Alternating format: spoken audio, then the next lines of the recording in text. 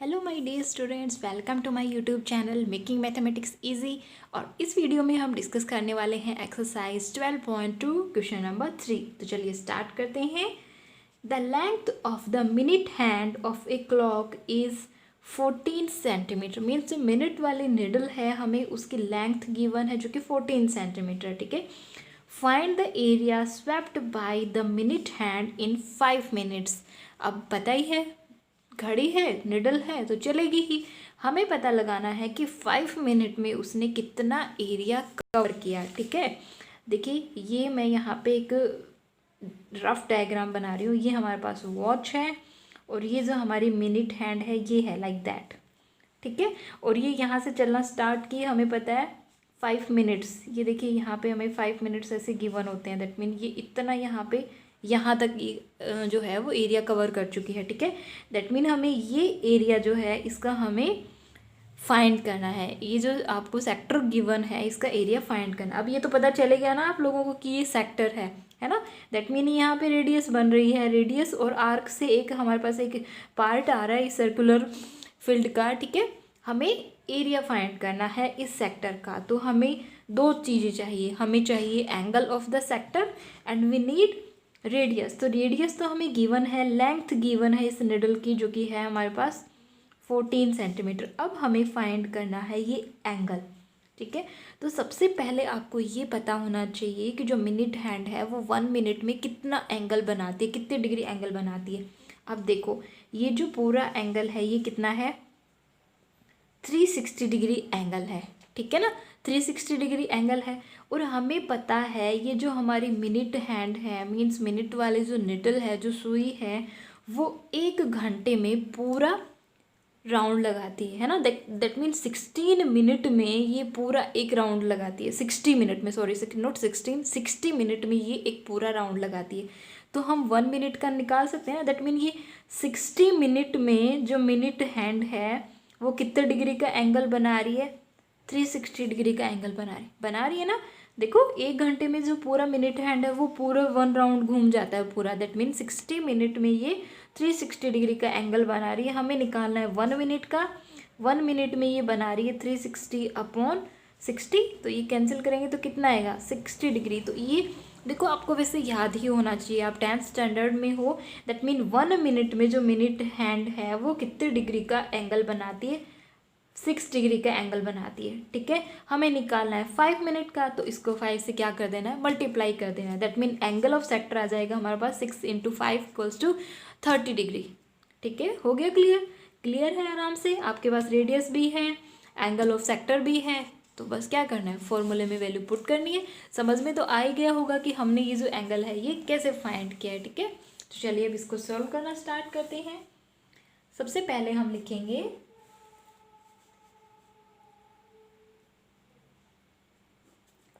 Radius of the sector.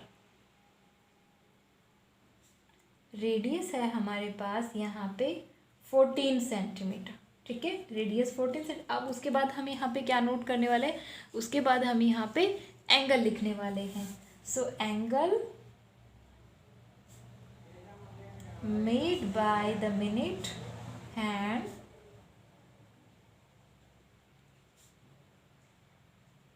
In 5 minutes. 5 minutes में कितना angle बना रही है ये हमें लिखना है। तो इक्वल्स टू कैसे सोल्व किया हमने, 360 degree/ 60 degree multiply by 5 = 30 degree. ठीक है। लैंग्वेज आप अच्छी लिखिए, अच्छे तरीके से लिखिए, सोच समझ के लिखिए थोड़ी सी, तो आराम से हो जाएगा। So area swept by the minute hand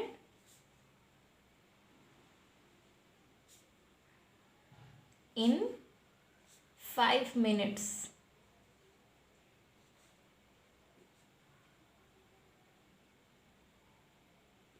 ठीक है, इक्वल्स टू हो जाएगा πr² θ/360 डिग्री।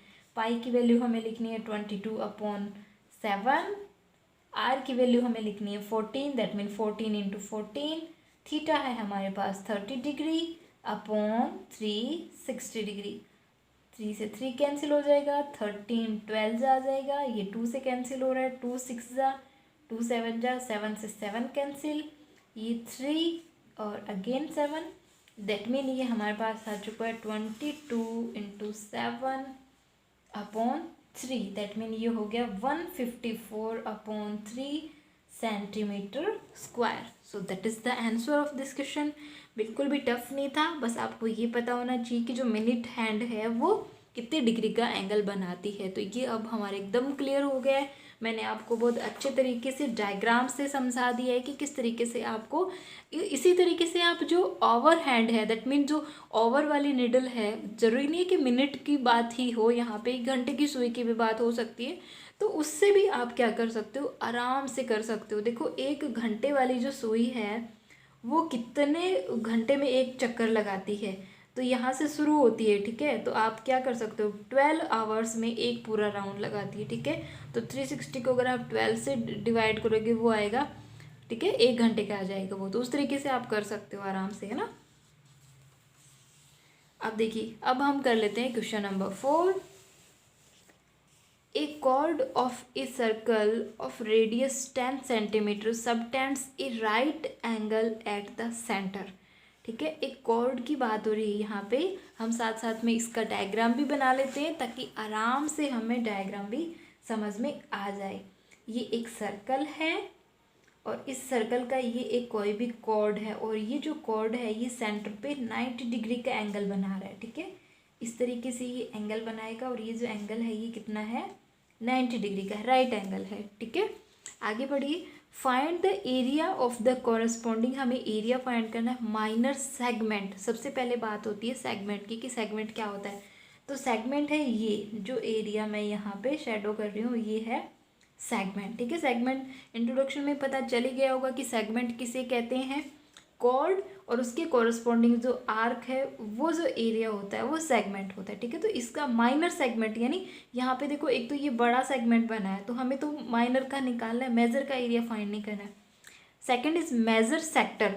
ये देखिए, ये यहाँ पे क्या बन रहा है, ये सेक्टर भी बन रहा है, लेकिन ये क्या है, माइनर सेक्टर है। हमें निकालना है ये सेक्टर, ये जो हमारा मेजर सेक्टर है, इसका हमें क्या फाइंड करना है, एरिया फाइंड करना है, ठीक है। तो चलिए स्टार्ट करते हैं। सबसे पहले हमें फाइंड करना है माइनर सेगमेंट। तो जो भी गिवन है वो लिख लो। हमें यहाँ पे रेडियस गिवन है और हमें यहाँ पे थीटा भी गिवन है। तो ये चीज़ें आपको क्या करनी है, नोट करनी है।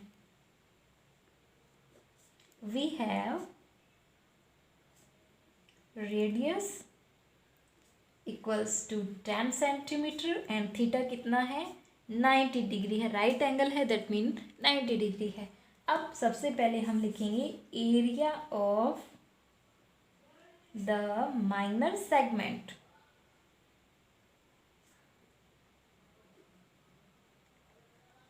हम एक नेम दे देते हैं, ये ए है, ये ओ है, ये पी क्यू, और यहाँ पे हम नोट कर लेते हैं आर, और यहाँ पे हम नोट कर लेते हैं एस, ताकि जब भी हम माइनर मेजर लिखें तो उनके साथ हम नेम भी लिख सकें।